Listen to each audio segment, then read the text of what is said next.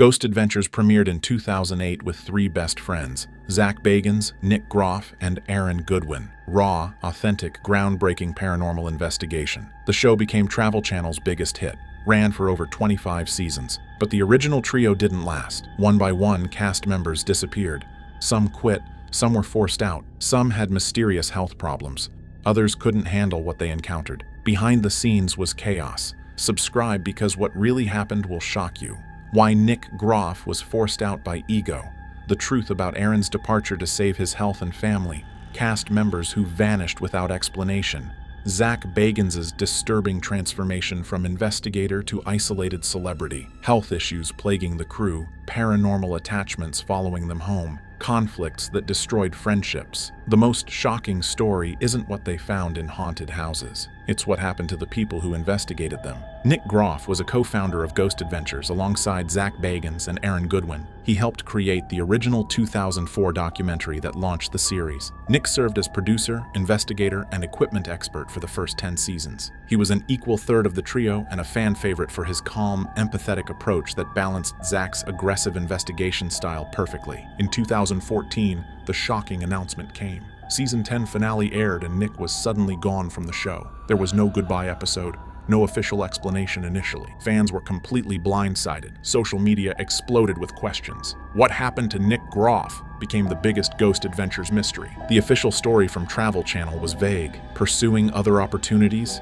and amicable departure. Standard corporate language that told fans nothing. Nick's initial silence made speculation worse. When Nick eventually gave interviews, he cited creative differences and wanting to do things my way. He claimed he was still friends with everyone. It was diplomatic and careful, but fans sensed something more wasn't being said. Insiders tell a different story. Zak's ego had become unbearable. The show transformed into The Zak Bagans Show. Nick's ideas were constantly rejected. His creative input was ignored. Zak was making all decisions with the network, taking his side every time. Nick felt systematically pushed out. He wasn't fired, but he was forced out through hostile conditions. The dynamic between Zak and Nick had started as equals, but success changed Zak dramatically. Fame went to his head. He became controlling and had to be the center of attention at all times. Nick was more interested in genuine investigation than personal fame. This fundamental difference in values became irreconcilable. The final straw reportedly came during a filming incident. A disagreement over evidence led to Zak overruling Nick publicly in front of the entire crew. The disrespectful treatment was the breaking point. Nick decided he couldn't work with Zak anymore. Financial disputes over profit sharing added to the tension. Nick helped create the show, but Zak controlled the business side. Questions about money distribution led to lawyers getting involved, and a settlement was reached, which partly explains Nick's initial silence. After leaving, Nick started his own show called Paranormal Lockdown, with more intimate investigations and longer 72-hour lockdowns. The show received critical acclaim but never reached Ghost Adventures' level of success. Many felt the network wouldn't fully promote it as punishment for leaving Zak. Today, Nick and Zak no longer speak. They won't mention each other publicly. There's no social media interaction. Mutual friends are caught in the middle. Aaron stayed with the show and had to choose sides. A friendship that started Ghost Adventures was destroyed by ego and can never be repaired. Aaron Goodwin was the original camera operator from the very beginning of Ghost Adventures. He was the everyman of the show, the most relatable cast member to viewers. His genuine reactions to paranormal activity made him beloved. He was often targeted by entities, provided comic relief, but was also a serious investigator at heart. Aaron appeared in 24 seasons spanning 15 years, much longer than Nick Groff. He seemed completely loyal to the show, appearing in nearly 300 episodes. After Nick left, Aaron became more prominent with featured segments called Aaron's Solo Investigations. Fans loved his vulnerability and authentic fear responses during investigations. The shocking announcement came in 2023 via social media. Aaron posted simply, "My time with Ghost Adventures has ended." There was no detailed explanation. Travel Channel confirmed his departure, marking the end of an era. Aaron was the last original member to leave. Only Zak remained. The show was fundamentally changed forever. Aaron's official reasons mirrored Nick's departure. Time to pursue other projects. Grateful for the journey, no bad blood, and still love paranormal investigation. Standard departure language that told fans almost nothing. But fans knew better. Something serious had happened to make Aaron leave after all those years. The real reasons, according to reports, were multifaceted. The travel schedule had become completely unsustainable with filming over 300 days per year. Health issues were emerging, including significant weight gain and chronic fatigue. The stress was taking a severe toll. Aaron had no family time. His marriage was suffering. His personal life was being destroyed by the demanding schedule. The Zak factor affected Aaron similarly to how it affected Nick. Zak's ego had grown even worse over the years. His treatment of Aaron changed dramatically. They had once been equals and friends, but the relationship became employer-employee. Aaron's input wasn't valued anymore. He was treated as just a camera operator again, not respected as a legitimate investigator. Aaron grew tired of being belittled constantly. Financial considerations also played a role. Aaron wasn't earning anywhere near what Zak was making. Zak owned the production company while Aaron was just an employee. After years of work building the show, Aaron felt severely undervalued. He wanted fair compensation but couldn't get it. The breaking point came during a specific investigation. Zak dismissed Aaron's evidence publicly in front of the crew, continuing a pattern of disrespect that Aaron finally couldn't tolerate anymore. He decided to leave to prioritize his mental health and save his marriage. The paranormal toll on Aaron had been severe. He experienced serious attachments with entities following him home. His family was affected. Strange occurrences happened at his house.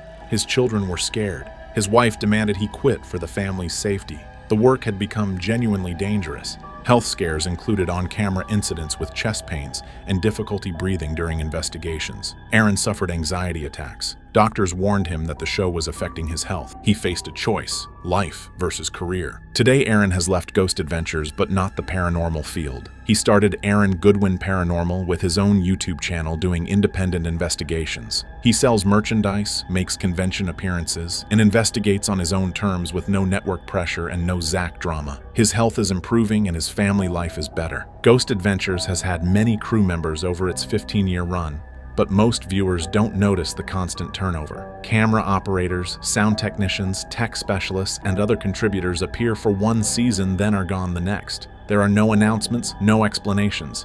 They just disappear as if they never existed. Mark and Debbie Constantino were EVP specialists and frequent contributors in the early seasons. They captured compelling evidence and were well liked by fans. They suddenly stopped appearing in 2012 with no explanation given. Later, it was revealed they had marital problems. In 2015, their story ended tragically in a murder-suicide. The show never addressed it and essentially erased them from Ghost Adventures history, as if they had never existed. The disturbing erasure troubled many longtime fans. Jay Wasley joined the show as a cameraman and became a main investigator after Nick Groff left. He appeared regularly for several years. Then suddenly his appearances became rare. He's still technically on the show but barely appears anymore. No explanation has been given by the network. Behind-the-scenes conflict is rumored, but details remain unknown. Tolley, the audio-visual tech expert, became a featured investigator and was initially close with Zak. He was featured heavily in episodes for years. Then his role was reduced significantly. He appears only sparingly now in recent seasons. Something clearly changed in his relationship with Zak, but neither has explained publicly what happened. Dave Schrader joined as an investigator after being brought over from Paranormal Challenge. He appeared for several seasons, providing a different investigative perspective. Then he was suddenly gone with no announcement, no farewell episode, nothing. Fans were confused. The network remained completely silent about his departure. The documentary crew turnover is even more dramatic. Camera operators change constantly. Sound technicians rotate frequently. Producers leave regularly. The show has an extremely high turnover rate. The industry knows Ghost Adventures has a reputation for being a difficult working environment due to Zak's demanding nature. People quit regularly and are quickly replaced. Why do crew members leave so frequently? The extreme filming schedule is grueling. Dangerous locations create real risks. Paranormal attachments follow people home, affecting their families. The work environment is reportedly toxic. Zak's controlling behavior is difficult to work under. The pay is reportedly low, considering the risks involved. Better opportunities exist elsewhere. Mental health concerns mount over time from constant exposure to dark locations and negative energy. The few who have spoken out publicly do so carefully because of NDAs. In occasional interviews, former crew members use carefully worded phrases: challenging environment, not what I expected, had to leave for my health. The message is clear even when details are legally prevented. The pattern repeats constantly. Someone joins the show excited about investigating the paranormal.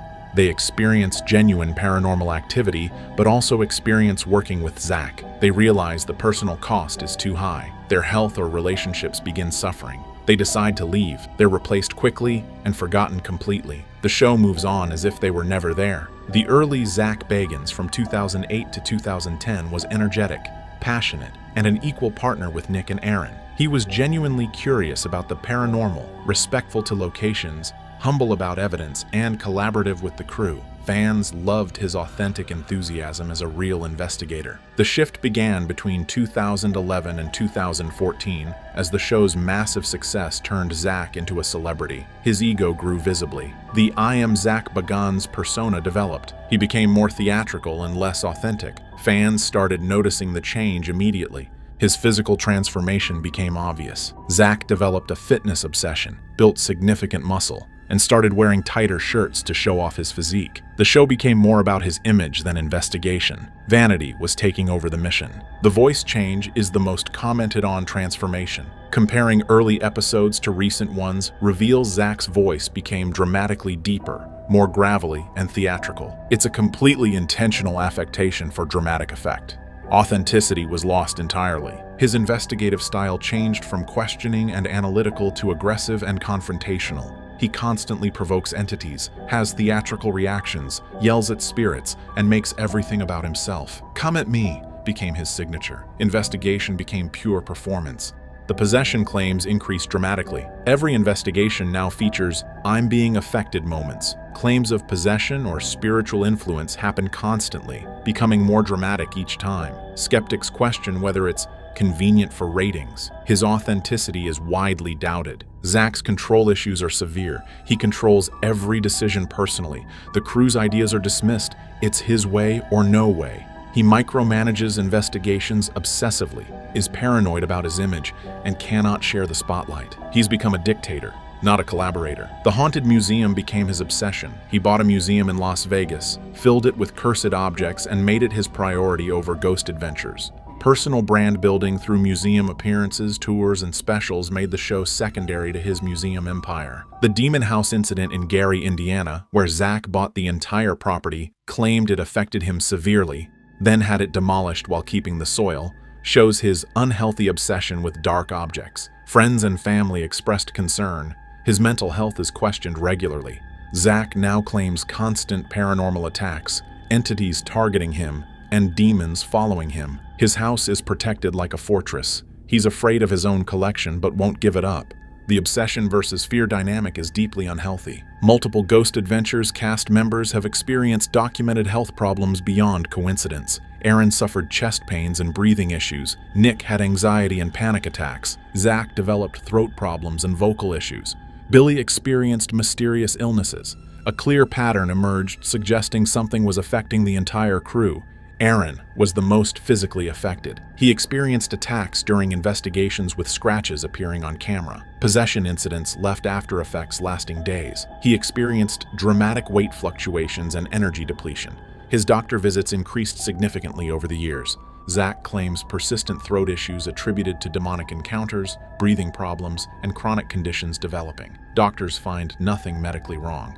Zak insists it's paranormal, creating ongoing debate between medical and spiritual explanations. The mental health toll across the crew is severe. Depression is common. Anxiety disorders develop. PTSD symptoms appear. Sleep disturbances plague everyone. Nightmares are constant. Many require therapy.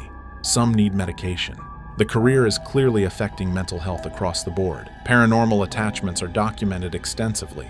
Cast members report activity at their homes following them from investigation locations. Family members are affected. Children see disturbing things. Pets act strangely. Relationships become strained. Home is no longer a safe refuge from the work. Nick Groff talked openly about an entity following him home. His wife and family were affected directly. He had the house cleansed multiple times, but still felt the presence. This was one major reason he left the show. He couldn't continue risking his family's safety and well-being. Aaron's family situation became critical. His wife reported activity in their home. Children were scared at night. Objects moved inexplicably. Voices were heard by multiple family members. Professional help was brought in for cleansing. His wife eventually gave an ultimatum. Me or the show? Aaron had to choose. The Bobby Mackey's investigation was an early turning point. The infamous haunted location led to Zak claiming he was attacked with scratches captured on camera. He claimed possession occurred. He references after effects from that investigation for years afterward, calling it a transformative moment for the show. The Gary, Indiana Demon House had the most severe impact.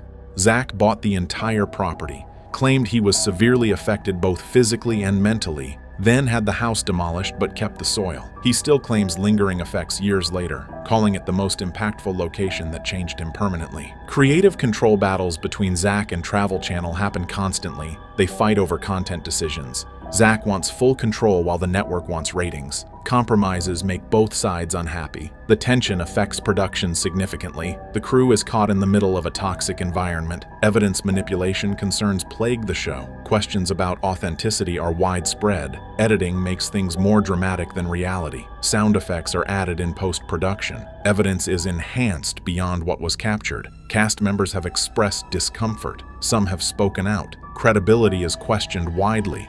Integrity concerns mount. Location selection creates constant conflict. Zak wants certain authentic locations. The network wants tourist destinations. It's ratings versus authenticity. Tourist locations are prioritized over genuine hauntings. Disagreements are constant. The cast grows frustrated. Investigation quality suffers significantly. Crew payment disputes create serious resentment. Zak owns the production company and controls all budgets. Cast members feel undercompensated compared to the show's massive success. Resentment builds over years. Lawsuits have been threatened. NDAs prevent public details. Money is destroying long-term relationships. Billy Tolley and Zak's relationship deteriorated dramatically. They were once close friends who worked together for years. Their relationship fell apart. Billy's role was reduced significantly. Conflict arose over investigation approaches. Billy disagreed publicly with Zak's methods.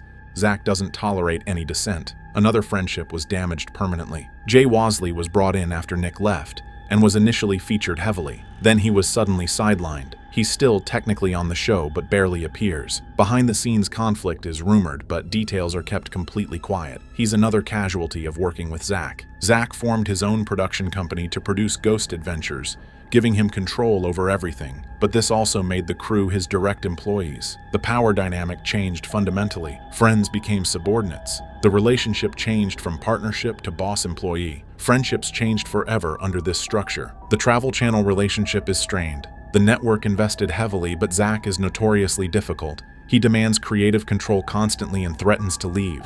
The network is dependent on the show's ratings, so they have to accommodate him. This gives Zak even more power, essentially creating a monster they can't control. Fan criticism impacts everyone. Online criticism is increasing as fans notice changes. They call out inauthenticity directly. Zak is extremely sensitive to criticism and blocks fans on social media. He's defensive about the show constantly and can't handle feedback. He's isolated himself from the audience. Zak Bagans still hosts Ghost Adventures while focusing primarily on his haunted museum. He has multiple TV projects, books, and documentaries. He's financially successful but personally isolated. No original crew members remain with him. He's alone at the top of his empire. Nick Groff left Ghost Adventures in 2014 and created Paranormal Lockdown, which ended after 3 seasons. He now does Deathwalker with a growing YouTube presence and independent investigations. He has more freedom and less mainstream success than Ghost Adventures, but he seems significantly happier and more fulfilled. Aaron Goodwin left in 2023 and immediately started Aaron Goodwin Paranormal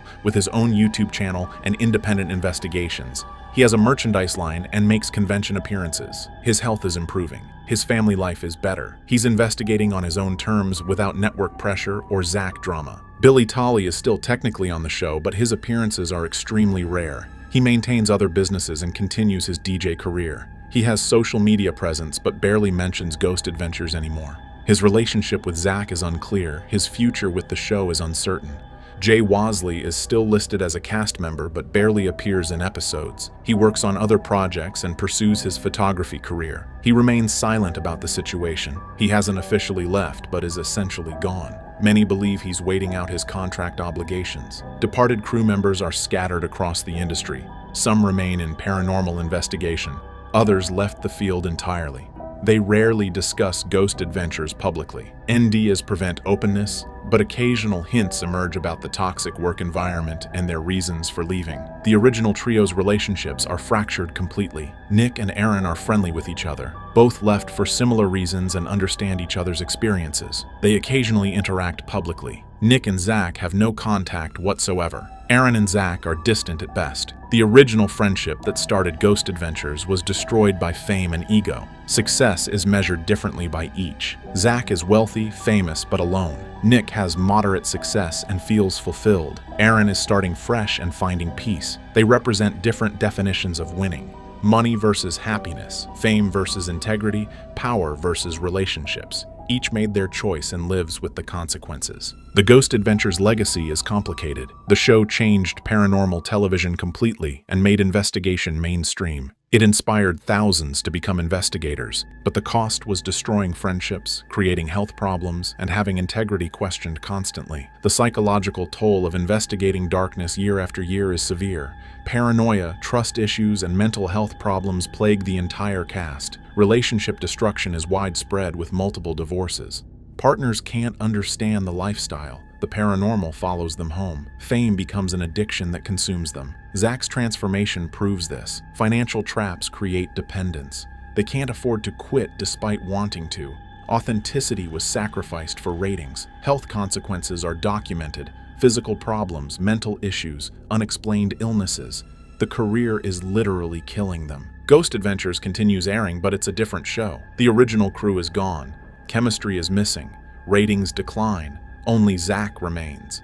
Nick builds his brand independently with authentic investigations and genuine happiness. Aaron starts fresh, setting boundaries and protecting family. A reunion is highly unlikely. Too much damage occurred. Relationships are broken beyond repair. The lessons. Fame changes everything. Money complicates relationships. Success has a price. Integrity matters most. Family comes first. Health can't be recovered. Ghost Adventures changed paranormal television and inspired thousands, but also destroyed the people who built it. The shocking truth: the original trio was destroyed by success. Nick forced out by ego. Aaron left to save his health. Zak consumed by fame. Success cost them everything that mattered: friendship, authenticity, health. Just minutes ago, information leaked from inside the production of Ghost Adventures confirms that a crew member was hospitalized following a terrifying incident that occurred during an uncut lockdown. Footage the network has refused to air. According to early reports, the event forced Zak Bagans to halt filming, shut down the location, and remove multiple staff from the scene. What happened inside that building was not a typical EMF spike or disembodied voice. Crew describe it as the most direct physical event ever caught off camera. Subscribe now, because what unfolded in that dark hallway has left even longtime investigators shaken. The investigation was never meant to take place inside the east wing of the abandoned facility. Even in the planning stages, producers flagged that section of the building as structurally unsafe, and local historians warned that the wing's reputation for violent encounters was far more severe than anything previously documented by Ghost Adventures. Staff who scouted the location in daylight reported an oppressive silence inside the corridor, a stagnant stillness that felt unnatural even for a dead building. But when Zak Bagans reviewed the preliminary walkthrough footage, he insisted the team conduct a full lockdown there, without cutting, without leaving, and without external crew interference. What he didn't know was that the decision would set the stage for one of the most dangerous nights in the show's history. According to town records, the East Wing had once served as an isolation ward where patients were kept without visitors, windows, or sunlight. Former employees admitted that staff refused to work alone in the wing after sunset, and multiple reports described a presence that followed people out into the main hallway. One former nurse said she quit her job after hearing footsteps behind her during rounds, only to turn and find the hallway empty every single time. Decades later, when urban explorers entered the same corridor, several claimed to hear low breathing in their ear before sprinting out in panic. Locals insisted the wing wasn't haunted, it was predatory. When the Ghost Adventures crew arrived, the building reacted instantly. Their equipment carts rolled on their own despite the floor being level. Battery drains hit before the team even cross the threshold. The digital thermometer dropped 10 degrees the moment the east wing door opened, and a deep, metallic hum vibrated through the walls as if something inside recognized they had returned. Aaron Goodwin reported nausea immediately. Jay felt a sudden pressure behind his eyes.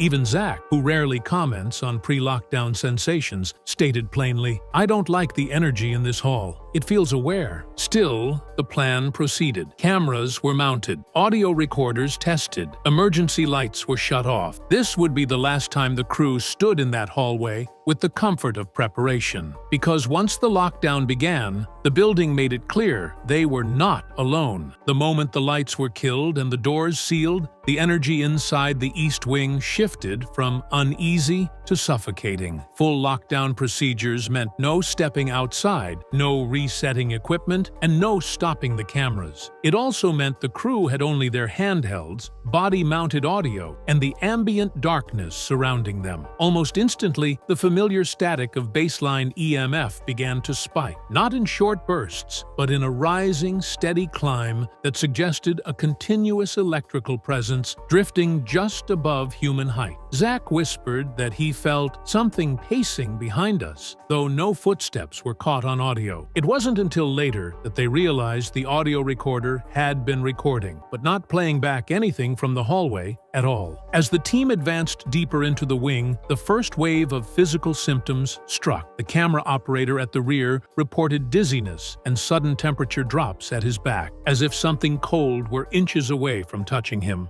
Aaron's left arm went numb for several seconds. Jay described the sensation of static crawling up his spine, like fingers moving deliberately. Normally, these early sensations would be shrugged off as atmospheric pressure or adrenaline, but this time they came with an unnerving detail. Each time a crew member reported discomfort, the EMF meter aligned with their exact physical location, as if the energy field were choosing who to approach next. Around the 7-minute mark, the building's acoustics began behaving unpredictably. The hallway swallowed their voices, absorbing sound into a thick, muffled distortion. When Zak called out for a sign, the words didn't echo. They simply vanished into the dark. The team's wireless microphones started glitching, introducing strange harmonic tones underneath normal speech. Reviewers later noted these tones matched the frequency of breathing, long, slow inhalations that didn't belong to anyone in the room. Then came the first major equipment failure. The main camera's infrared mode flickered violently between visible and thermal, cycling through modes on its own. Aaron swore something brushed past his jacket, and he spun around with his light, revealing nothing but the peeling paint on the walls. At the same moment, Jay captured a brief thermal signature on his handheld unit, a human-shaped mass that appeared for less than half a second before disappearing entirely. When framed slowed, the figure seemed to be bending toward the injured camera operator. Zak's tone shifted immediately. He no longer spoke like an investigator searching for proof. He spoke like someone who understood the environment had turned hostile. "Stay together. Don't break formation," he ordered, his voice tight, controlled, and unsettlingly calm. The team tightened into a formation rarely used, except in situations involving known aggressive entities, but they couldn't have predicted what the building had planned next, because just moments later, they would enter the narrow hallway that had already driven multiple visitors out in fear, and this time, one of their own wouldn't leave on their feet. The deeper they moved into the East Wing, the more the atmosphere thickened,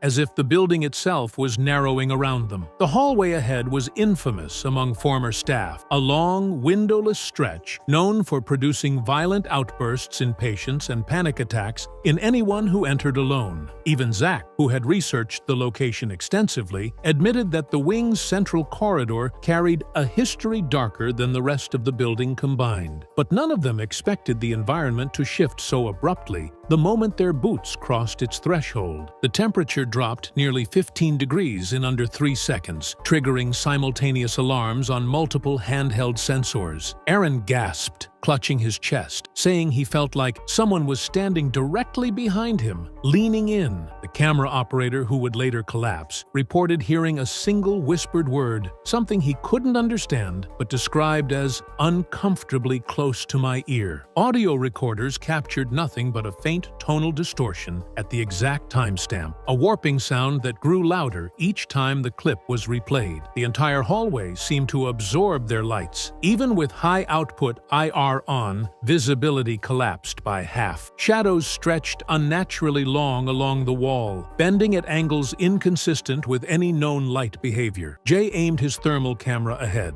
and for a split second, a cold mass appeared halfway down the corridor, motionless, humanoid in silhouette. By the time he blinked, it was gone. When he rewound the footage, the clip refused to play. The timestamp froze, the data corrupted for that single second. Then came the first major interference event. Every wireless mic cut simultaneously, producing a loud pop through the headsets, followed by a shrill, low-frequency hum. The hum vibrated through their ribs, tightening their breathing. Zak called out, but his voice did not transmit. Instead, the system recorded his words only as static, except for one anomaly. Just beneath the static, a second voice appeared, lower, almost growling, mirroring the cadence of his speech with a half-second delay. The pressure in the hallway intensified. The air felt denser, heavier, as if something unseen filled the space around them. The crew described the moment as a shift from presence to pursuit. The EMF meter in Aaron's hand shot from baseline 0.1 to a sustained 8.7, a reading typically associated with direct proximity to an entity displaying intentional movement. The camera operator began breathing harder, stating he felt compression around his head, like invisible hands pushing inward. Then the final warning sign hit. A sudden metallic slam echoed from the far end of the corridor. Not a door, not debris, something forceful, deliberate. The sound was so loud that it shook dust from the ceiling. Zak immediately raised his flashlight, scanning the length of the hall, but nothing moved. There was no wind, no structural shift, nothing that should have caused it. And yet, every member of the crew felt the same thing. Whatever made that noise wasn't trying to hide anymore. It was coming toward them. Seconds later, a crew member would collapse, and the lockdown would turn into an emergency. What happened next unfolded so quickly and so violently that no camera caught the full event. The crew had just begun repositioning themselves after the metallic slam when every piece of equipment in the hallway surged at once. IR lights dimmed to black. Wireless audio cut. The handheld EMF meters froze mid-reading.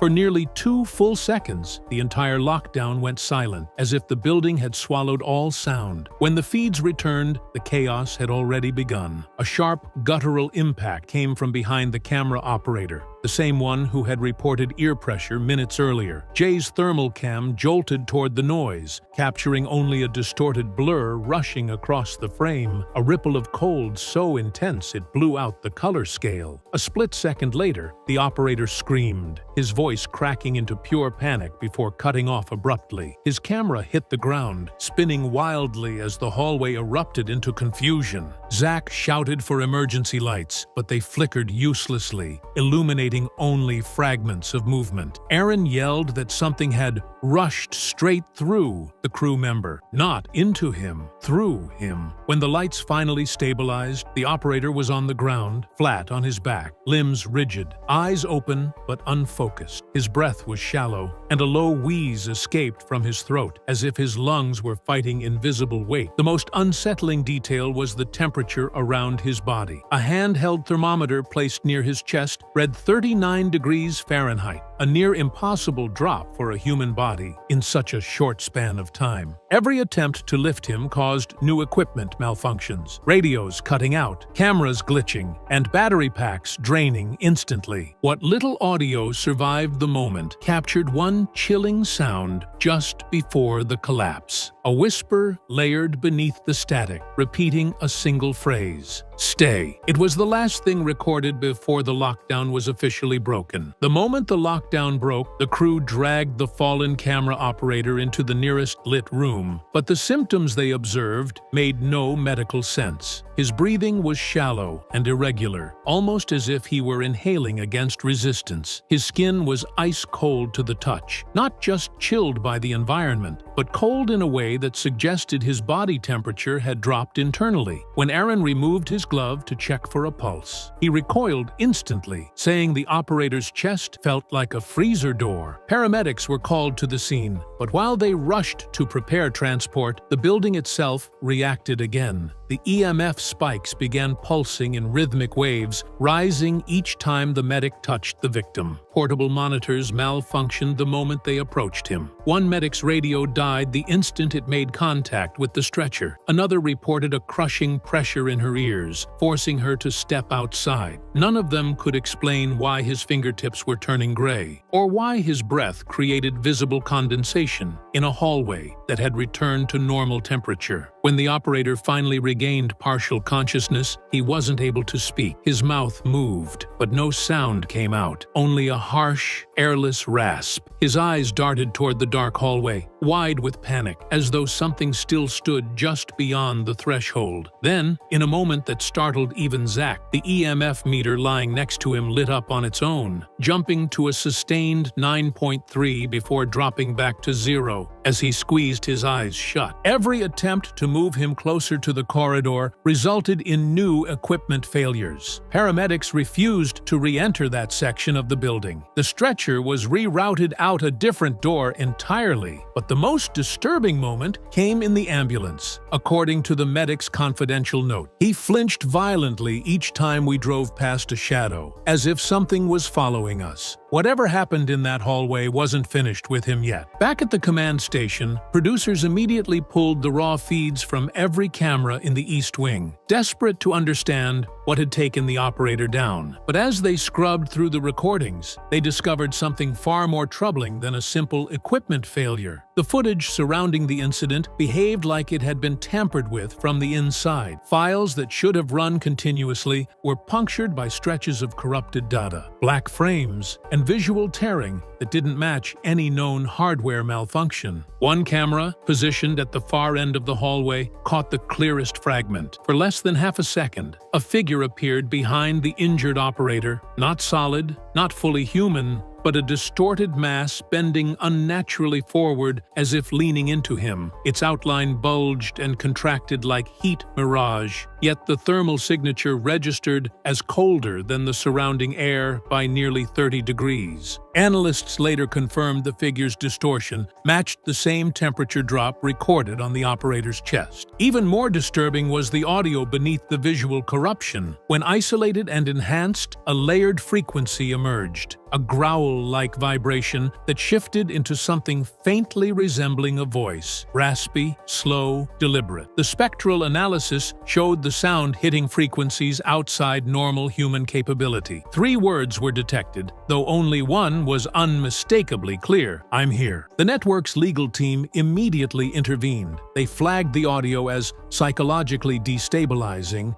and recommended it never be aired, not even in a censored form. The clip was moved to a restricted server accessible only to senior producers and Zak himself. Zak's reaction was uncharacteristically subdued. After reviewing the footage alone, he reportedly stepped out of the room and said only, "That thing wasn't showing itself to the camera, it was showing itself to him." From that moment forward, the episode was frozen. No more previews, no promotional cuts, no release date. Because what they captured in that hallway didn't just injure a crew member, it proved that something inside the building was aware of them and responding. Once the severity of the incident became undeniable, Zak made a decision he has made only a handful of times in the history of Ghost Adventure. He ordered a full, immediate shutdown of the lockdown. No more filming, no more EVP sessions, no more thermal sweeps or spirit box attempts. The East Wing was declared off-limits. Even veteran crew members, many with years of exposure to violent hauntings, described the shift in Zak's tone as unlike anything they'd heard before. He wasn't angry, he wasn't shaken.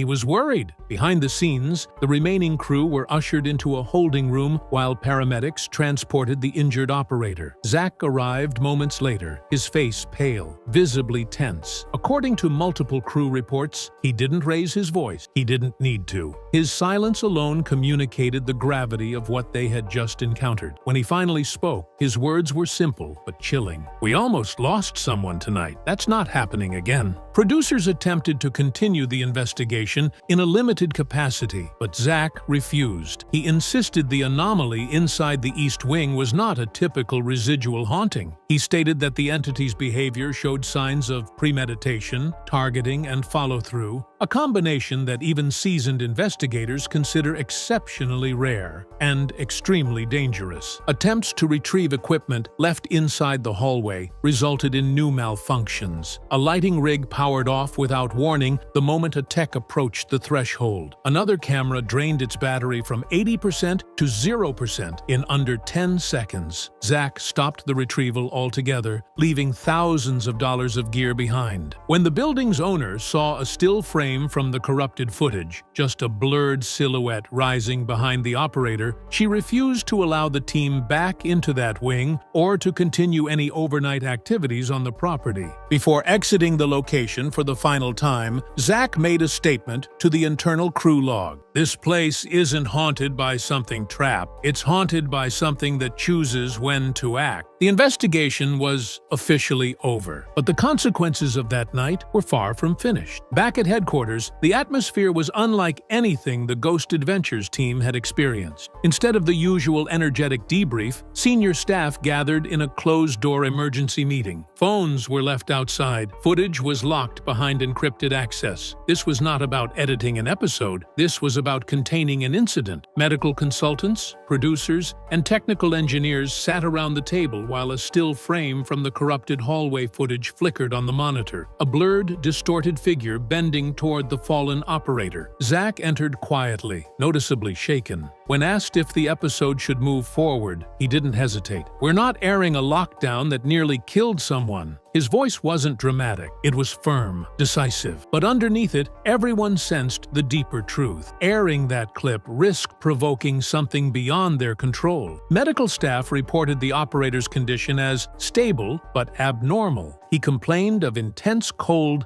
that wasn't reflected in hospital readings and flinched whenever shadows passed near the bed. When asked if he remembered the moment he collapsed, he simply muttered, "It got inside the room before it got to me." Doctors had no explanation for his symptoms. Then came the technical review. Engineers revealed that several parts of the footage weren't corrupted by equipment failure. They appeared rearranged, overwritten, reshaped by something interacting with the file itself. One technician described it as distortion with intention, a phrase that left the room silent. If the entity was influencing digital systems, airing the footage could expose audiences to the same destabilizing frequencies recorded in the hallway. Legal advisors stepped in next. They warned that broadcasting the audio, especially the whispered phrase captured moments before the collapse, could open the network to liability for psychological harm. They recommended complete suppression of all uncut footage. Finally, Zak spoke again. "This wasn't just an attack. It was deliberate. We pushed too far." His expression made it clear. What happened wasn't paranormal entertainment. It was a breach. The consensus was unanimous. The episode would be shelved indefinitely. The uncut footage would remain locked. The building owner later banned all future investigations on the property, citing entity volatility. As of now, the hospitalized crew member continues to recover, but refuses to return to filming. And insiders believe this lockdown marked a turning point for the entire series. Because this time, the entity didn't just make itself known, it fought back. Rumors exploded online as Ghost Adventures may be canceled.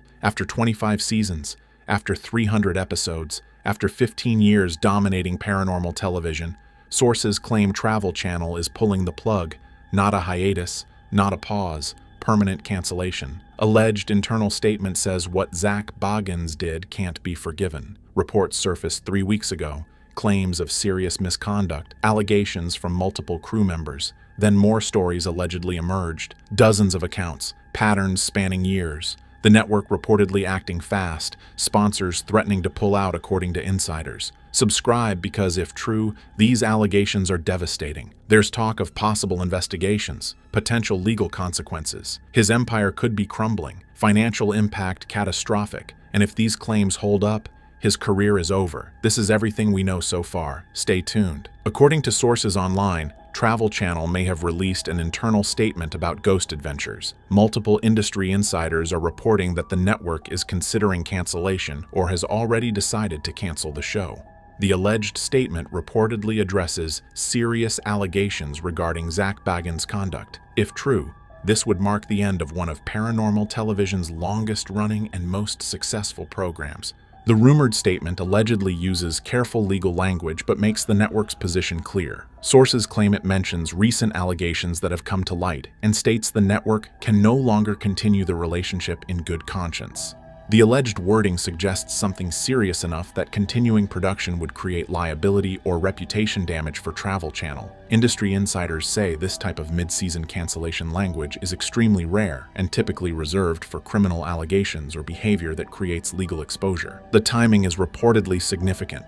Ghost Adventures was allegedly in the middle of production with several episodes already filmed for the current season. Sources claim these episodes will not air. Mid-season cancellations of this nature almost never happen unless the situation is severe. Networks typically finish contracted seasons even when controversies arise. The fact that Travel Channel allegedly stopped everything immediately suggests urgency and seriousness. Social media exploded with the rumors within minutes. The hashtag Ghost Adventures canceled began trending on Twitter, though no official confirmation exists. Paranormal community forums are filled with speculation. Some fans are demanding answers. Others claim it's fake news or misunderstanding. The lack of official confirmation from Travel Channel or Zak Bagans himself is fueling more speculation. What makes these rumors credible to many is that multiple independent sources are reporting similar information. Industry trade publications are allegedly investigating. Entertainment reporters are said to be reaching out to Travel Channel for comment. The network has not issued any public statement confirming or denying the cancellation rumors. Their silence is notable given how quickly rumors spread. If the cancellation is real, it would mean the end of a show that defined paranormal television for over 15 years. Ghost Adventures premiered in 2008 and became Travel Channel's highest-rated program. The show has aired over 300 episodes across 25 seasons. It made Zak Bagans a household name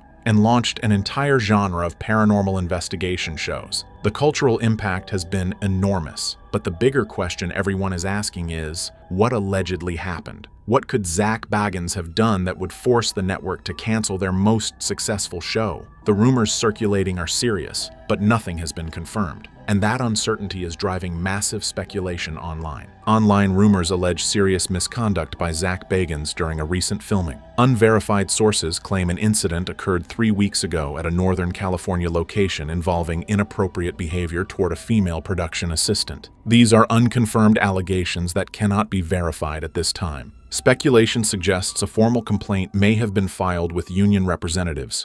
Anonymous social media accounts claim there could be video or audio evidence, though this is completely unverified. Several accounts claiming to be former crew members have posted similar stories, but their authenticity cannot be confirmed. The alleged pattern reportedly includes inappropriate comments, unwanted physical contact, abuse of power dynamics, and hostile work environments. Additional women have allegedly come forward with similar unverified stories. Some use hashtag I worked with Zak, though most accounts are anonymous and impossible to authenticate. Rumors claim Travel Channel executives may have been aware of previous complaints and allegedly paid settlements to keep incidents quiet. These claims are completely unverified and could be entirely false. No official documentation supports any of these allegations. Industry sources reportedly say if allegations were true, networks would have no choice but to cancel due to legal liability and sponsor pressure. However, nothing has been officially confirmed by any party. Neither Zak Bagans nor Travel Channel has issued public statements addressing these rumors.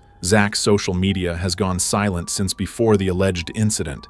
His last post predates the rumors. The lack of denial or clarification fuels speculation, though silence could simply mean legal counsel advised against commenting. Former cast members like Nick Groff and Dakota Layden have not commented publicly. The paranormal community is divided between those refusing to believe without proof and others claiming they always suspected something. Until official statements or verified evidence emerge, everything remains unconfirmed rumor and speculation. No law enforcement has confirmed any investigation. No charges have been filed that we can verify. According to social media posts, some Ghost Adventures cast members may have responded to the rumors. Goodwin allegedly posted to Instagram expressing shock at the allegations and claiming no knowledge of any misconduct. The post reportedly emphasized he focused on investigations and wasn't involved in production decisions. However, we cannot independently verify this post's authenticity or if it has since been deleted.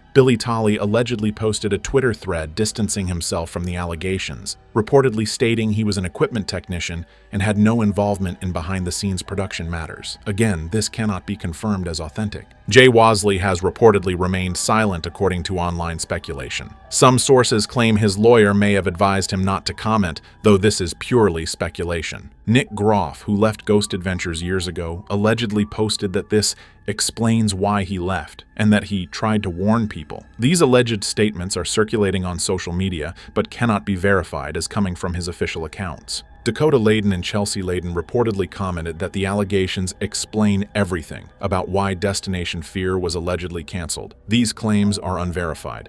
Anonymous social media accounts claiming to be production crew members have been posting stories using handles like @Ghost Adventures Crew Truths. These accounts claim everyone knew, and people were afraid to speak. However, there is no way to verify these accounts are actually from crew members. They could be completely fabricated. Multiple location owners are allegedly coming forward claiming Zak made their staff uncomfortable and that complaints to production were ignored. These claims circulate on paranormal forums but lack verification. Travel Channel staff members have allegedly spoken anonymously to entertainment blogs claiming they reported issues to executives who chose to protect the show. No credible news organization has confirmed these anonymous claims. Major sponsors have not made any public statements. Rumors suggest some may be threatening to pull advertising, but no company has confirmed this. All of these alleged reactions are based on unverified social media posts, anonymous accounts, and speculation. Without official confirmation, they should be treated as rumors only. Unverified online rumors suggest a criminal investigation may have been opened,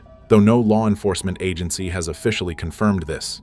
Speculation claims a formal police report may have been filed in Northern California, but we cannot verify this through any official channels. Anonymous sources allegedly claim a detective has been assigned to investigate the allegations. These sources suggest interviews with potential witnesses may be occurring, though none of this can be confirmed. No police department has issued any statement regarding Zak Bagans or Ghost Adventures. Online speculation discusses what charges could theoretically be filed if allegations were proven true. Legal experts quoted in forums mention possibilities like assault, harassment, or workplace violations, but this is purely hypothetical discussion. No charges have been filed that we can verify through any court system. Rumors suggest the district attorney's office may be reviewing evidence, but no official confirmation exists. Claims that multiple women are cooperating with investigators are circulating but completely unverified. No prosecutor has made any public statement. Some speculation mentions potential federal involvement if alleged incidents occurred across state lines, which could trigger federal jurisdiction. This is legal theory being discussed online, not confirmed reality. Civil lawsuits are rumored to be in preparation. Anonymous posts claim women are consulting lawyers about potential harassment and hostile workplace claims. No lawsuits have been filed in any court system that we can verify through public records. Travel Channel's potential legal liability is being discussed extensively online. Legal analysts on YouTube speculate the network could face lawsuits for allegedly knowing about problems and failing to act. These are theoretical discussions, not actual filed cases. Zak Bagans has allegedly retained a criminal defense attorney, according to gossip sites, though we cannot confirm this. His legal team has not issued any public statements that we can verify. The complete absence of any official confirmation from law enforcement, prosecutors, or court systems means everything discussed remains pure speculation.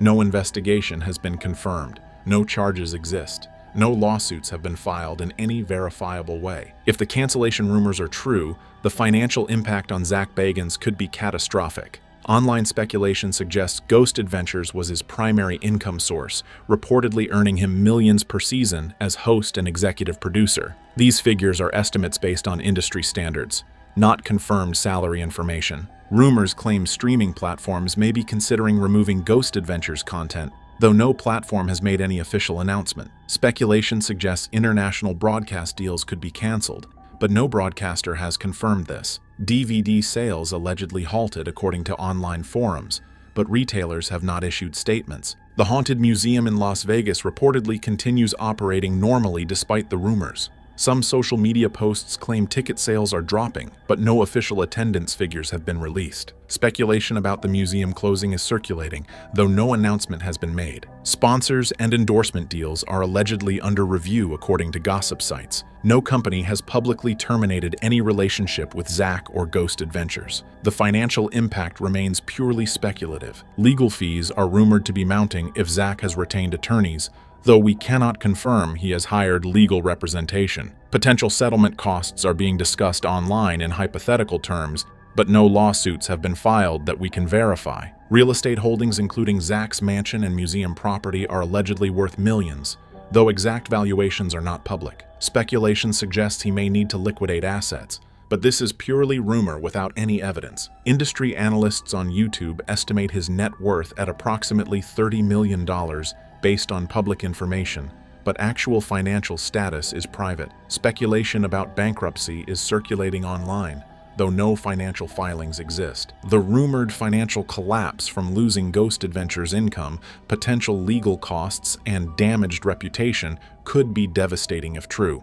However, without confirmed cancellation or legal cases, all financial impact remains theoretical speculation. Until official announcements are made by networks, sponsors, or streaming platforms, the financial consequences remain completely unverified rumors. If the allegations circulating online are true, many in the paranormal community are discussing why such behavior would be considered unforgivable. This is speculation about hypothetical consequences, not confirmed facts. Online discussions focus on the alleged nature of systematic misconduct over years. Commenters argue that if someone deliberately abused power and harmed multiple people, redemption becomes impossible. These are opinions being expressed online, not confirmed circumstances. The rumored pattern involving dozens of alleged victims, if proven true, would represent serial predatory behavior according to legal experts commenting on social media. However, no pattern has been established by any official investigation. Speculation suggests that if cover-ups occurred with NDAs and settlements, this would demonstrate premeditation rather than mistakes. These are theoretical scenarios based on rumors, not verified facts. The alleged betrayal of fans is being discussed extensively. If Zak built a brand on investigating evil while allegedly engaging in misconduct himself, commenters say the hypocrisy would be unforgivable. This is opinion based on unproven allegations. Comparisons to other disgraced public figures like Harvey Weinstein and Bill Cosby are being made in online forums. People speculate that if allegations were proven true, Zak would join that category of permanently canceled figures. These are hypothetical comparisons, not established parallels. The Me Too movement context is cited frequently. Commenters note that powerful men facing consequences for alleged misconduct represents cultural progress. However, no misconduct has been proven in this case. Online consensus in comment sections suggests that certain alleged behaviors cross lines that make forgiveness impossible regardless of apologies. But this is public opinion about hypothetical scenarios, not reactions to confirmed events. Legal experts on YouTube explain that if criminal charges were filed and convictions obtained, career recovery would be impossible. This is theoretical legal analysis, not description of actual charges. All discussions of unforgivable behavior are based on unproven allegations and speculation. Without confirmed facts, these are hypothetical ethical debates, not judgments on actual actions. If Ghost Adventures is truly canceled, speculation suggests all episodes could be pulled from streaming platforms. However, no platform including Hulu, Discovery Plus, or Max has made any official announcement about removing content. Online rumors claim reruns may be canceled from cable television, but Travel Channel has not confirmed any programming changes. The fate of 300-plus episodes spanning 25 seasons remains uncertain. Some online discussions debate whether the show should be completely erased or archived for historical purposes. These are theoretical discussions with no official decisions made by any network. Rumors suggest filmed episodes for the current season will never air. though production status has not been officially confirmed or denied. Speculation claims DVD box sets may be discontinued, but retailers have not announced any changes to availability. Fan collections of memorabilia are allegedly losing value according to collector forums, though this is subjective speculation. Some social media posts show people claiming they're discarding Ghost Adventures merchandise. But these isolated incidents don't represent any broader trend.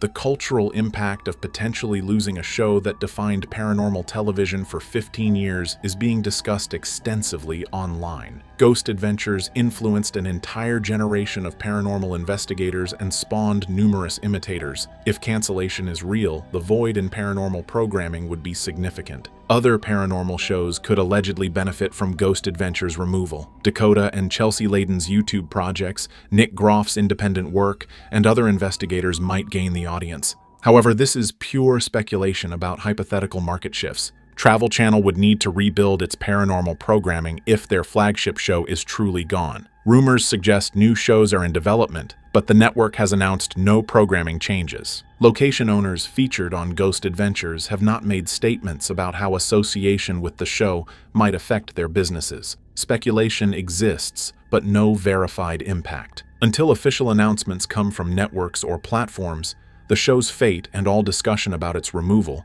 remain unconfirmed rumors and speculation. Zak Bagans' current whereabouts are unknown and subject to intense online speculation. Social media rumors claim he has left Las Vegas and is hiding from media attention, though this cannot be verified. No credible sightings have been confirmed by any news organization. His social media accounts have reportedly gone silent according to fans tracking his activity. His last verified post allegedly occurred before the rumors began circulating. Some speculate this silence indicates guilt, while others suggest lawyers may have advised against posting. Both explanations are pure speculation. Anonymous gossip sites claim Zak is experiencing severe mental distress, but these reports have no verifiable source. Speculation about his emotional state is based entirely on assumptions, not confirmed information from anyone close to him. Rumors suggest he has hired legal representation, though no attorney has publicly confirmed representing him. Anonymous sources claim he is preparing legal defenses, but this is unverified gossip. His financial situation is subject to speculation, with rumors claiming he is liquidating assets. However, no property sales or financial transactions have been confirmed through public records. Claims that his mansion is for sale cannot be verified through real estate listings. The Haunted Museum in Las Vegas continues operating according to its website, suggesting business continues despite rumors. No closure announcements have been made officially. Public appearance prospects are being discussed online. Speculation suggests he cannot show his face anywhere due to the controversy, though no actual confrontations or incidents have been documented. Career prospects are deemed impossible by online commenters who claim no network will work with him. However, no networks have issued statements about future projects or canceling relationships. Friends and family connections are rumored to be severed, with anonymous posts claiming total isolation. These claims cannot be verified and may be completely fabricated. Comparisons to other disgraced public figures are common in online discussions, though Zak's situation differs significantly as nothing has been officially confirmed. His actual current status, location, mental state, and circumstances remain completely unknown. Everything discussed is speculation based on his social media silence and unverified rumors. The alleged cancellation of Ghost Adventures and rumors surrounding Zak Bagans represent a potential turning point for paranormal television, though nothing has been officially confirmed. If the allegations prove true, the impact on workplace safety and industry accountability could be significant. However, at this point, everything remains speculation. For alleged victims mentioned in unverified rumors, the importance of being heard and believed is paramount if their stories are genuine. The Me Too movement has changed how allegations are handled, though due process and verified evidence remain essential before drawing conclusions. The paranormal television industry could face increased scrutiny regarding workplace safety and conduct if these rumors lead to confirmed issues. Networks may implement stricter protocols, though no policy changes have been announced by any network. Travel Channel's alleged decision to prioritize ethics over profits, if true, would set an important precedent. However, without official confirmation of cancellation or the reasons behind it, this remains hypothetical. For fans of Ghost Adventures, processing these rumors is difficult. Many loved the show while being troubled by unverified allegations. The separation of art from artist is a personal decision each viewer must make, though currently there's no confirmed wrongdoing to separate from. Legal proceedings, if they materialize, could take years. Criminal investigations require thorough evidence gathering. Civil trials involve lengthy discovery processes. Nothing has been filed or confirmed through any court system at this time. The legacy of Ghost Adventures remains in question. The show influenced paranormal television significantly over 15 years. Whether that legacy becomes tainted depends entirely on whether current rumors are substantiated with verified evidence. Other paranormal investigators may benefit from any potential void in programming, though this is purely speculative market analysis. What actually comes next depends entirely on facts we don't yet have. Will official statements be released? Will investigations be confirmed? Will legal action be filed? Currently, none of these questions have answers. The only certainty is that rumors have spread widely and rapidly. Whether they're based on truth or fabrication remains unknown. Until verified information emerges from credible sources, official statements are made, or legal filings become public record, everything discussed remains unconfirmed speculation requiring skeptical evaluation.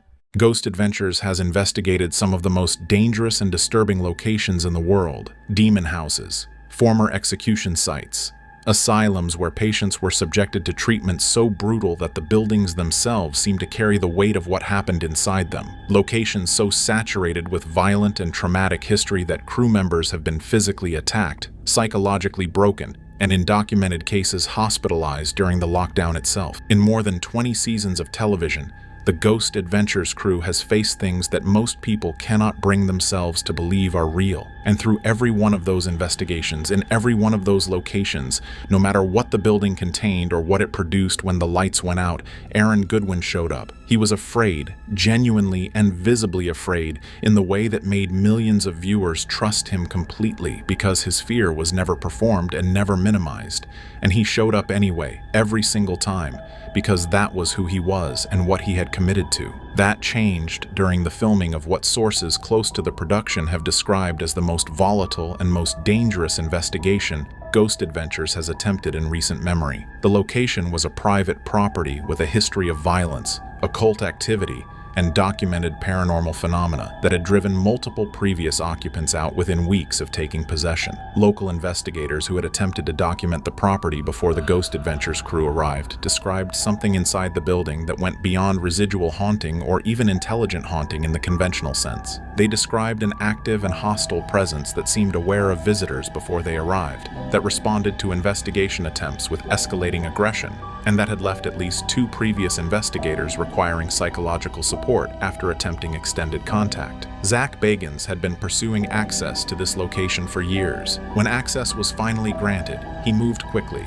assembling the crew and arriving at the property before a full safety evaluation had been completed, before certain protocols that the crew had established over years of operating in dangerous locations had been formally reviewed and confirmed. Aaron raised concerns before the lockdown even began. People with direct knowledge of the production say he expressed serious reservations about the preparation timeline, about the specific tactics Zak was intending to employ once the doors were sealed, and about one element of what Zak had planned that Aaron believed crossed into territory the crew had never entered before and had good reason not to enter. Zak pushed forward regardless, and what unfolded over the following hours inside that property ended a partnership that had survived everything the paranormal world had been able to throw at it across 2 full decades of operating at the extreme edge of what paranormal investigation television is willing to attempt. Ghost Adventures has investigated some of the most dangerous and disturbing locations in the world: demon houses, former execution sites, asylums where patients were subjected to treatment so brutal that the buildings themselves seemed to carry the weight of what happened inside them,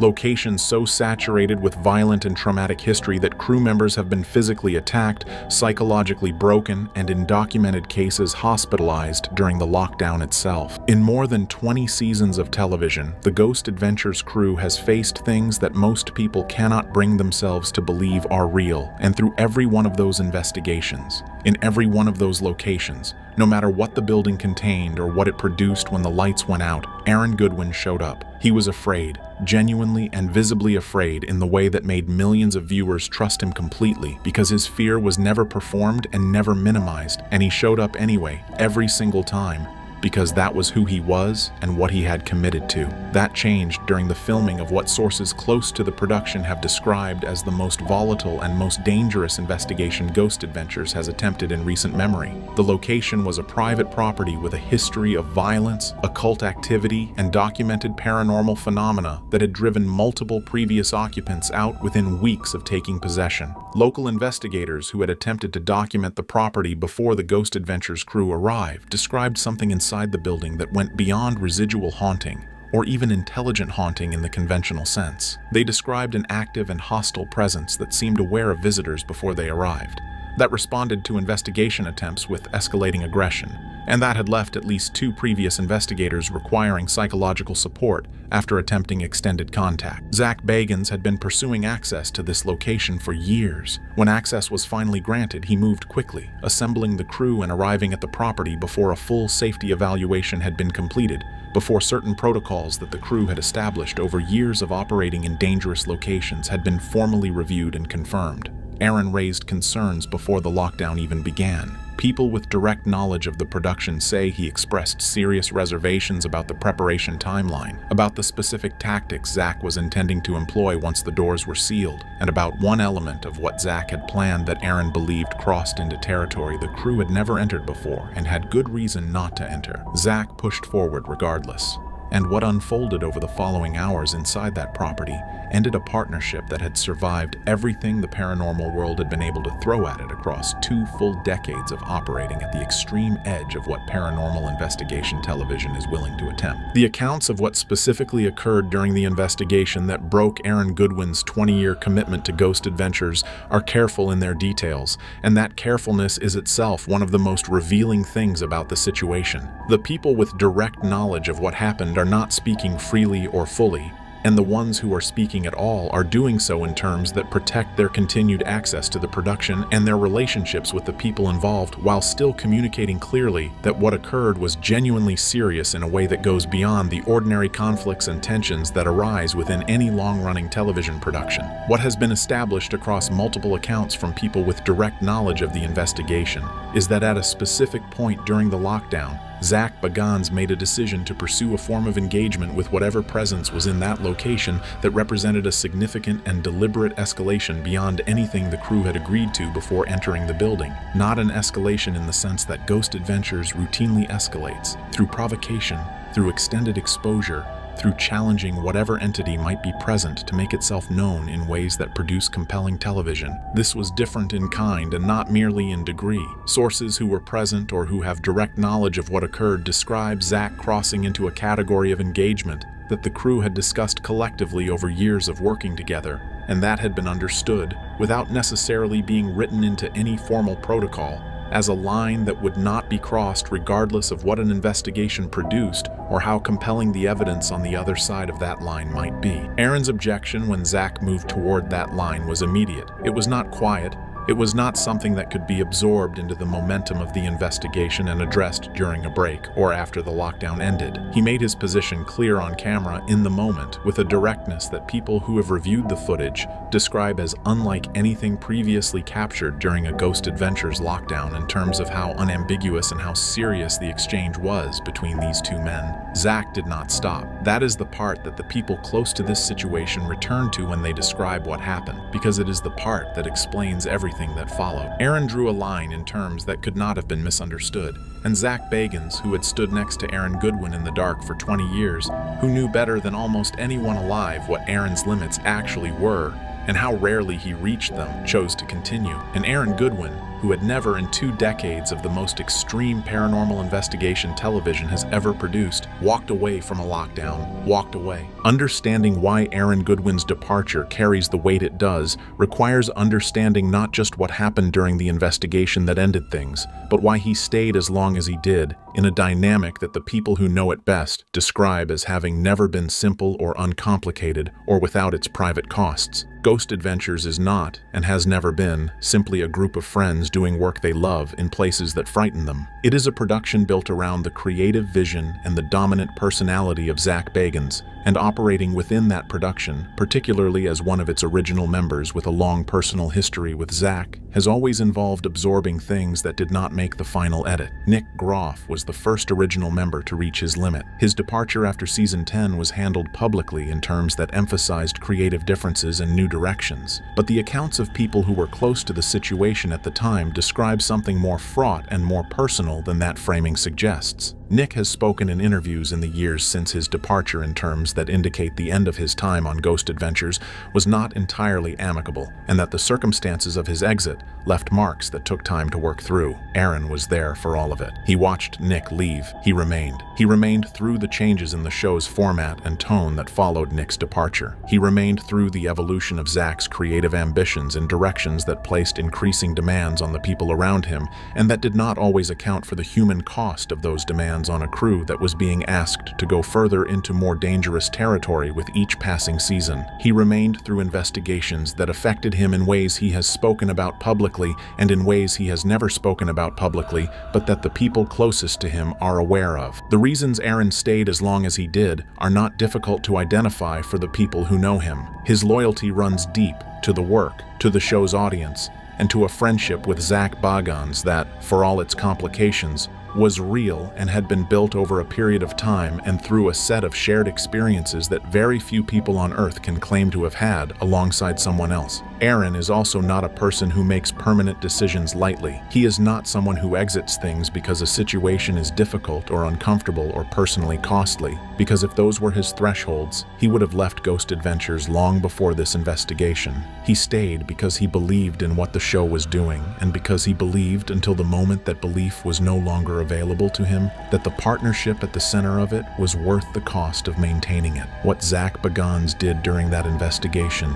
did not just make Aaron angry. It made the belief that had kept him in that building for 20 years, through everything the paranormal world had produced and everything the dynamic with Zak had required of him, impossible to hold on to. And without that belief, there was nothing left to keep him there. The first indication that something serious had fractured within the Ghost Adventures crew did not arrive through an official statement or a prepared announcement. It arrived the way genuinely significant ruptures in long-running public partnerships almost always arrive in the age of social media, through absence, through silence, through the specific and unmistakable texture of what is not being said by people who are normally consistent and visible in their public communication. The people who follow Aaron Goodwin closely enough to have a calibrated sense of his normal patterns of engagement noticed the shift before any information became available through other channels. The references to upcoming Ghost Adventures content that had been a regular feature of his online presence became infrequent and then stopped entirely. His responses to fan questions about the show and about the crew shifted from the kind of enthusiastic engagement that had always characterized his relationship with the Ghost Adventures audience to something evasive and brief in a way that registered differently from ordinary promotional restraint. He stopped appearing in content associated with the production in ways that went beyond what could be explained by scheduling or by the normal rhythms of a show in production. Within the broader production community, information moved faster and with more specificity. People connected to the Ghost Adventures production, crew members, editors, individuals in the paranormal television space who maintain ongoing relationships with the people involved in the show, began describing a situation that was not a temporary disagreement or a contract dispute in the ordinary sense. The language being used in those circles was not the language of a hiatus or a negotiation. It was the language of something that had broken in a way that the people closest to it did not expect to see repaired through the normal mechanisms of professional reconciliation and mutual interest. When Aaron addressed the situation publicly, even in the partial and guarded terms that he has so far used, the response from the Ghost Adventures audience was immediate and significant and consistent in what it communicated about how the fan base understands the show's identity. The comments, the messages, the volume and the character of the reaction from people who have followed Ghost Adventures across 20 seasons made clear that the audience understands something that the production is going to have to reckon with directly. Aaron Goodwin is not a replaceable element of Ghost Adventures. He is not a cast member who fills a functional role that can be redistributed or substituted without fundamentally altering what the show is. He is the person who has been its emotional center since the beginning, and the response to the news of his departure demonstrated that the audience knows the difference between Ghost Adventures with Aaron Goodwin and whatever comes after him, and does not consider those two things things to be the same show. What Zak Bagans did during that investigation did not happen without precedent or without warning signs that the people closest to the production had been watching accumulate for some time. Understanding the incident fully requires stepping back from the specific moment and looking at a pattern in Zak's behavior as both a producer and an investigator that has been developing across the show's run, and that has been visible to anyone paying close attention to how Ghost Adventures has changed over its 20-plus seasons on television. Zak Bagans is, by any honest assessment, one of the most driven and most creatively ambitious personalities that paranormal television has produced. That drive is the reason Ghost Adventures exists in the form it does. It is the reason the show has lasted as long as it has, reached the audience it has reached, and produced some of the most genuinely compelling paranormal investigation footage that has ever been captured on camera. Nobody who is honest about what Ghost Adventures is and what it has contributed to paranormal television can separate those contributions from the engine of Zak's ambition and his relentless pursuit of evidence that pushes past what other productions are willing to attempt. But that same drive has a cost, and the people who have been positioned closest to it have always been the ones paying the largest share of that cost. Former crew members who have spoken about their time on Ghost Adventures, both publicly and in private conversations,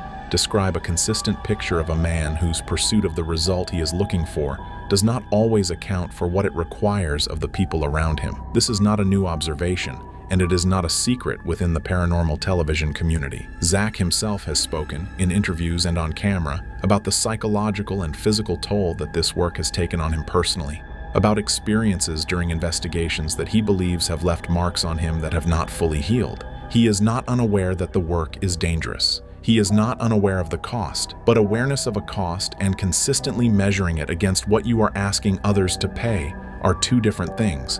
And the gap between those two things is where the incident with Goodwin ultimately lives. The people close to the production describe a Zak Bagans who has become progressively more willing to push past the limits that the crew around him has established, not out of malice, but out of a conviction that the evidence on the other side of those limits is worth the risk of crossing them. That conviction, over time, has produced an investigator who is increasingly difficult to anchor to the boundaries that keep the people working alongside him safe. And during that investigation, it produced a moment that the closest partnership in Ghost Adventures history could not survive. The footage from the investigation has not been released, and the question of whether it will be released, in what form, and with what framing, is one that the production is navigating with considerable care and with an awareness that there is no version of that decision that does not carry significant consequences. But people who have seen the raw material from that night have described its contents in enough detail and with enough consistency across different accounts to build a picture of what the cameras captured during the hours that ended Goodwin's involvement with the show, and what that picture shows is more complicated and more significant than a simple argument between two people who had reached a breaking point. The footage of the investigation itself, prior to the moment of rupture between and Zak, is described by people who have reviewed it as some of the most active and most genuinely unsettling material Ghost Adventures has produced in recent seasons. The location was producing responses from the crew that were not performed and not constructed for the camera. Environmental anomalies and personal experiences that registered on the faces and in the bodies of people who have spent 20 years in haunted buildings and who know the difference between what a building produces when nothing is happening and what it produces when something is. The footage of the moment itself, the point at which Zak crossed the line Aaron had drawn and Aaron's response to that crossing, is described as something that exists in a different category from anything previously captured during a Ghost Adventures lockdown, not because of the paranormal content in the frame, though that element of the footage is described as significant and strange, but because of what it shows happening between two men who have been in the dark together for 20 years and who, in that moment, are no longer together in any sense that matters. Aaron's reaction on camera at the moment of rupture is described by everyone who has seen it in the same terms. It is not performed. It is not the reaction of someone playing a moment for the audience watching at home.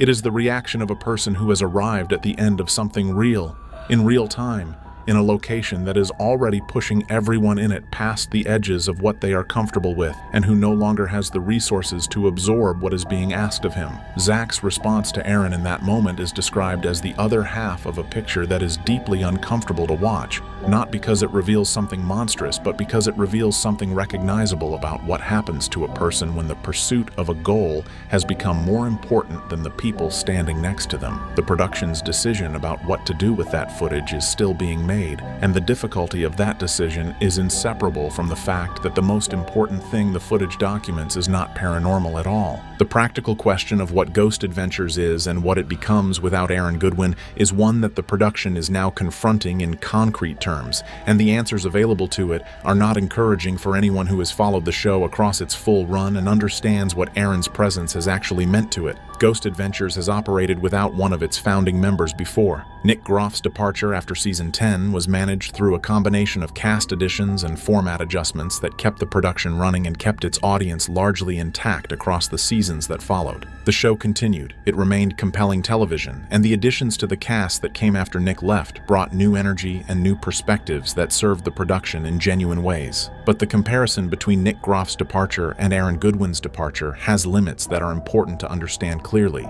because treating them as equivalent misses something fundamental about what each of these men represented within the show's identity and within the audience's relationship to it. Nick Groff occupied a specific methodological role within the Ghost Adventures crew. He was the measured and precise investigator, the analytical counterweight to Zak's intensity, and while his contributions to the show were real and his absence was felt, the function he served could be approximated through other means and redistributed among other cast members without permanently altering what Ghost Adventures felt like to the people watching it. Aaron Goodwin's function within Ghost Adventures is not methodological. It is not a role that can be described in terms of what he does during an investigation in any technical sense, because what Aaron does is not primarily technical. What Aaron Goodwin has been for Ghost Adventures across 20 years is its emotional truth. He is the member of the crew through whom the audience has experienced fear honestly, the person whose genuine vulnerability has consistently validated the experiences of viewers who watch this show and find themselves genuinely affected by what it documents. He is the reason that Ghost Adventures has always felt like something real happening to real people rather than a performance staged for cameras in dark buildings. A Ghost Adventures without Aaron Goodwin can continue to investigate haunted locations. It can continue to capture paranormal evidence. It can continue to produce the confrontational and aggressive style of investigation that has defined the show's identity from the beginning, but it cannot replace the thing that Aaron Goodwin brought to it, because that thing was not a skill or a technique or a production function, it was a person, and the person is gone. Zak Bagans has spent 20 years locking himself inside the most dangerous locations on Earth and putting what the cameras captured in front of an audience. But the broadcast version of Ghost Adventures was never the complete record. Travel Channel has been sitting on footage that Bagans fought to release and was denied every time until now. He has made the decision to leak it himself, and what it contains explains exactly why the network spent years making sure you would never see it. Subscribe and stay until the end. The story of Ghost Adventures does not begin with a network deal or a development meeting. It begins with a 20-something Zak Bagans living in Las Vegas with a consumer camcorder, a conviction that the paranormal phenomenon he had personally experienced was real and documentable, and an absolute absence of institutional support for either of those things. The original Ghost Adventures documentary, filmed in 2004 at the Goldfield Hotel in Nevada and the Virginia City Silver Queen Hotel, was not produced within any professional framework. It was produced by a young man who drove to a location, set up a camera, and locked himself inside overnight with no crew, no safety protocol, and no plan beyond documenting whatever the building produced. What the building produced was enough to change the trajectory of his entire life. The raw documentary circulated in the paranormal research community and eventually reached Travel Channel, which recognized in Bagans something the network had been looking for, a presenter whose engagement with the phenomena he investigated was not performed for the camera, but was viscerally, uncomfortably genuine. The series that launched in 2008 took the foundational premise of the documentary and built a production infrastructure around it. Bagans and his core crew, Nick Groff in the early seasons, Aaron Goodwin throughout, Billy Tolley and Jay Wasley in later years, developed a methodology that separated Ghost Adventures from the crowded paranormal television landscape in a specific and important way. The lockdown format, in which the team sealed themselves inside a location overnight with no outside contact, was not a television gimmick. It was a deliberate investigative choice designed to eliminate the possibility of contamination and to expose the crew to extended periods of uninterrupted contact with whatever phenomenon the location produced. What that exposure did to Bagans personally over 2 decades of sustained practice is something the broadcast episodes have documented in fragments without ever fully accounting for. The physical effects are the most visible part of the record, the documented instances of scratches, burns, and physiological responses that occurred during investigations and were captured on camera without conventional medical explanation. The psychological dimension runs deeper and is less visible in the broadcast material, but more significant in terms of understanding why the leaked footage exists. Bagans has spoken in general terms across multiple interviews about the cumulative effect of decades of direct exposure to extreme paranormal phenomenon, about the way that exposure changes a person's relationship to the world they inhabit and to the frameworks by which most people navigate reality. What he has not spoken about publicly, in any interview or on any platform, is the specific content of the footage Travel Channel suppressed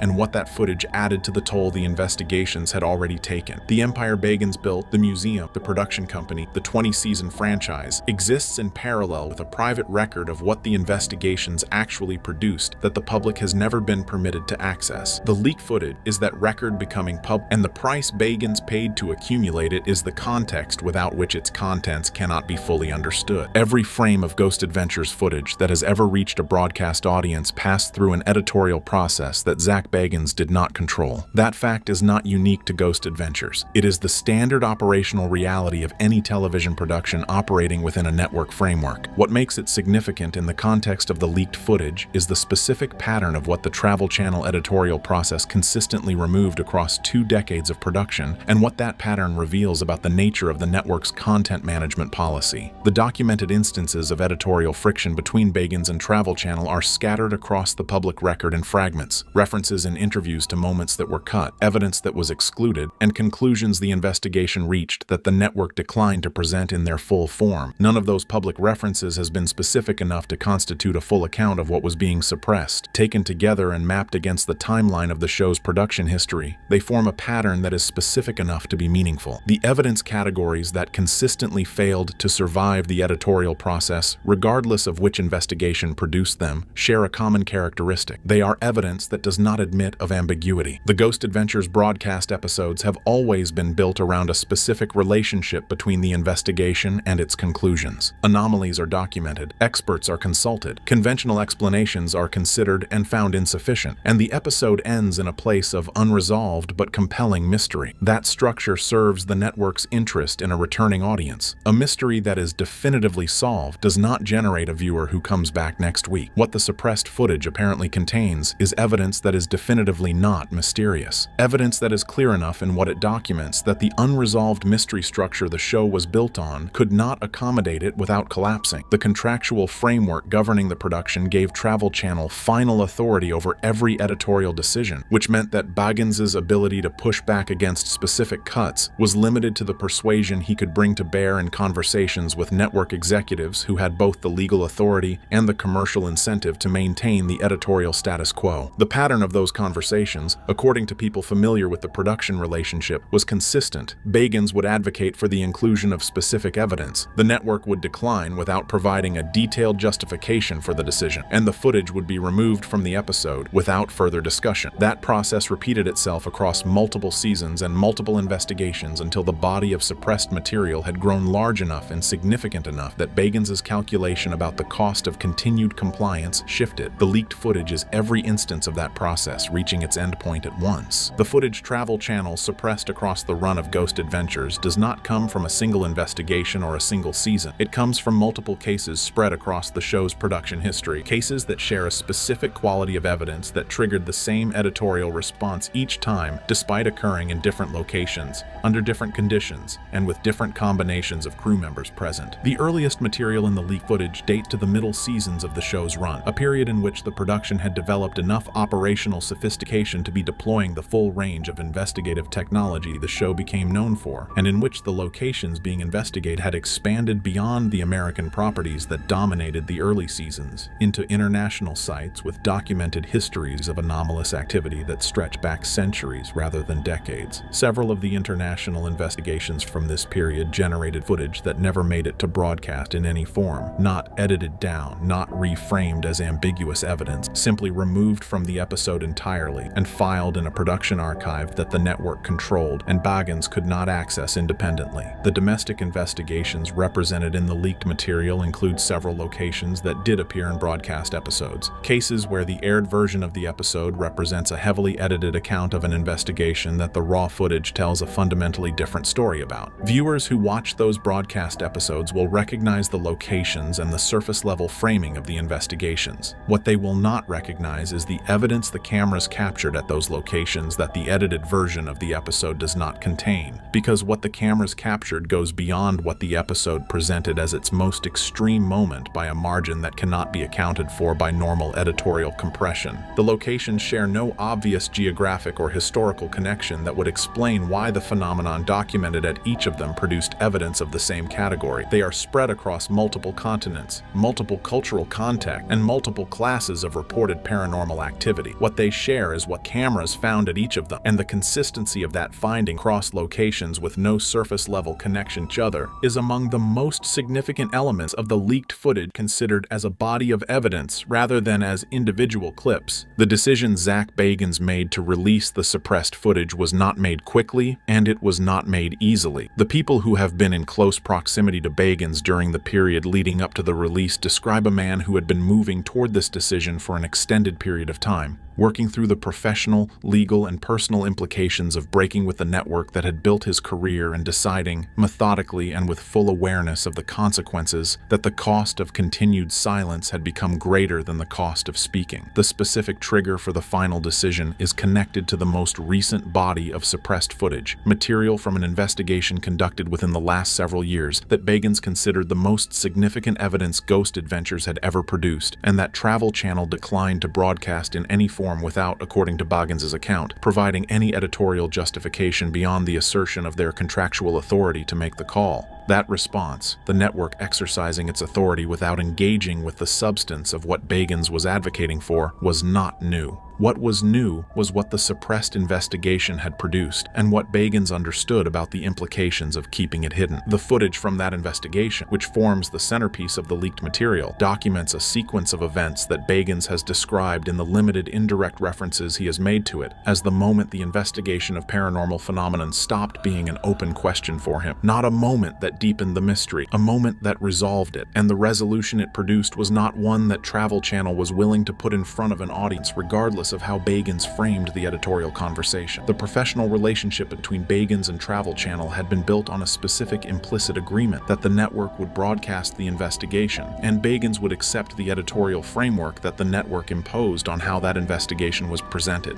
The suppression of footage that Bagans considered definitive rather than ambiguous broke that agreement from Bagans' perspective in a way the prior pattern of editorial cuts had not. Prior cuts had shaped the presentation of evidence that was genuinely open to interpretation. The suppression of the most recent material was the suppression of evidence that was not. That distinction was the line Bagans had apparently drawn for himself without articulating it as such, and the network's decision to cross it was the decision that made the leak inevitable. The leaked footage opens with material that Ghost Adventures viewers will recognize as consistent with the show's established investigative style: the location establishment, the crew deployment, the baseline readings. What it contains beyond that baseline is what Travel Channel spent years ensuring no audience would see. The earliest sequence in the leaked material comes from an international investigation conducted during the middle period of the show's run at a location whose documented history of paranormal activity predates the modern era by several centuries. The broadcast episode from that investigation presented a compelling but ultimately ambiguous account of anomalous activity. The suppressed footage from the same investigation documents a sequence that occurred in the final hours of the lockdown, after the cameras had been running for an extended period and the crew had moved into the deepest section of the location, in which something became visible on multiple camera feeds simultaneously that no post-production analysis has been able to attribute to any equipment artifact, lighting condition, or environmental factor present at the site. It is visible on 3 independent camera feeds at the same time. It responds to direct address from Bagans in a manner that the footage documents clearly clearly enough that the response is not a matter of interpretation, and it is present in the location for an uninterrupted period of time long enough that its presence cannot be attributed to a momentary instrument anomaly or a transient visual disturbance. The second major sequence in the leaked material comes from a domestic investigation at a location that did not appear in any broadcast episode, a site the production visited and then apparently made a decision not to associate publicly with the show at all. What the cameras captured at that location during a specific 40-minute window of the lockdown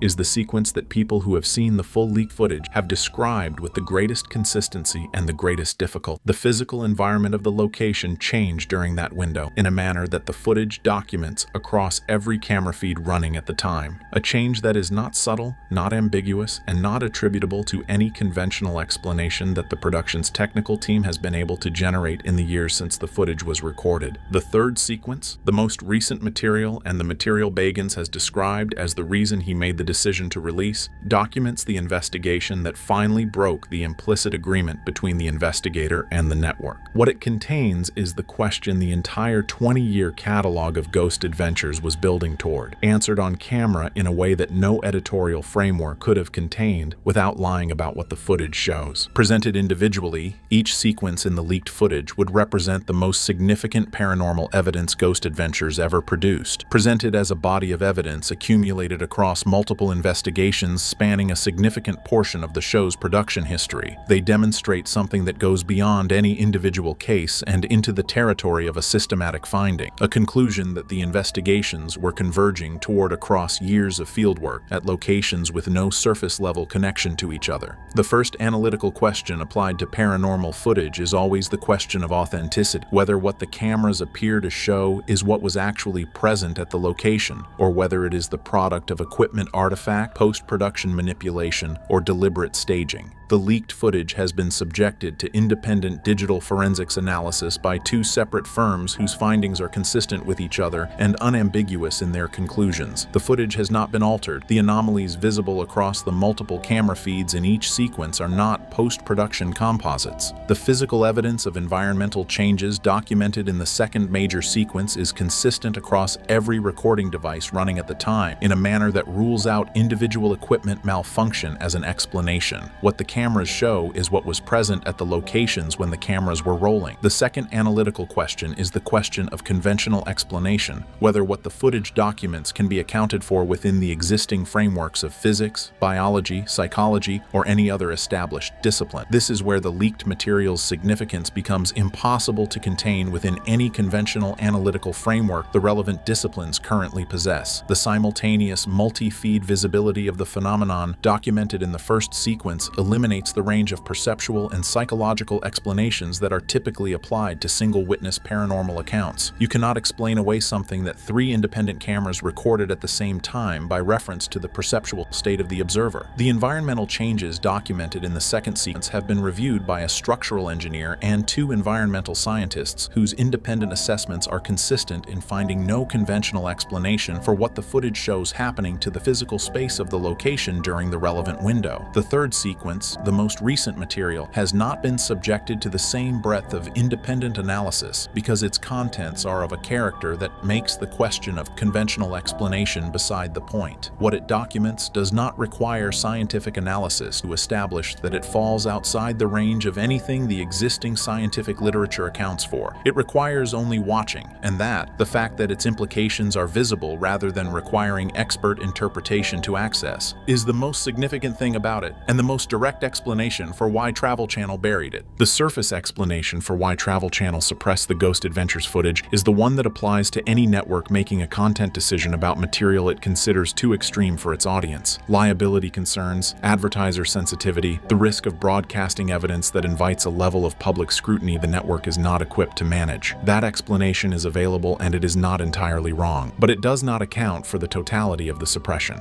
Networks pull content for commercial reasons all the time, and when they do, the decision is made within a normal operational timeline by people operating within their standard professional roles. The suppression of the Ghost Adventures footage did not follow that pattern. The speed of the decisions, the totality of the removal, not edited, not reframed, gone, and the complete absence of any editorial justification offered to Bagans beyond the assertion of contractual authority all indicate that the people making the suppression decisions were not making them purely solely on the basis of commercial calculation. They were making them on the basis of something they had been told or shown that made the commercial calculation irrelevant. The history of institutional interest in paranormal phenomenon at the governmental level is now sufficiently documented in the public record that it does not require speculation to invoke. The AAW-SAP program, the AATIP program, and the series of congressional hearings and intelligence community disclosures that have accumulated over the past decade have collectively established that agencies operating at federal level have maintained active research programs focused on anomalous phenomenon for decades. Those programs have a documented interest in managing what enters the public record about phenomena they study. Ghost Adventures, across 20 seasons of investigation at locations spread across multiple continents, has been operating in the same evidential territory those programs have been monitoring. The intersection of those two facts, the institutional interest in managing disclosure and the Ghost Adventures footage documenting evidence of the category those institutions monitor, is the most direct explanation for why the suppression of the leaked material went beyond what commercial television networks typically do with content they find inconvenient. Travel Channel did not make the decision to bury this footage alone, and the entity that helped them make it has a much longer history of burying this kind of evidence than any cable network does. The professional consequences of Zak Bagans releasing the suppressed footage without network authorization are not ambiguous. The contractual framework governing the Ghost Adventures production gives Travel Channel remedies for exactly this kind of unilateral disclosure, and the network's response to the leak will define the future of a franchise that has been one of the most commercially successful productions in paranormal television history. Bagans made this decision knowing all of that. The people close to him during the period leading up to the release described someone who had done the full accounting of what the leak would cost and concluded that the ledger came out the same way regardless of how many times he ran the numbers. What the suppressed footage documents is evidence he considers the public's right to see. The professional cost of releasing it is real and he will bear it. The professional cost of continuing to sit on it, of knowing what the footage contains and choosing institutional compliance over disclosure, had become something he was no longer able to pay. For Ghost Adventures as a franchise, the implications extend beyond the legal and contractual situation Bagans now occupies. 20 seasons of broadcast episodes exist in a context that the leaked footage fundamentally alters. The audience that watched those episodes understood them as the complete account of what the investigations produced. They were not. Every broadcast episode that covered a location represented in the leaked material was a partial account, a version of the investigation from which the most significant evidence had been removed before the audience was permitted to see it. That realization does not diminish what the broadcast episodes contain. It reframes it. The anomalous evidence that made it through the editorial process and onto television was the portion of the record Travel Channel was willing to show. The leaked footage is the portion they were not.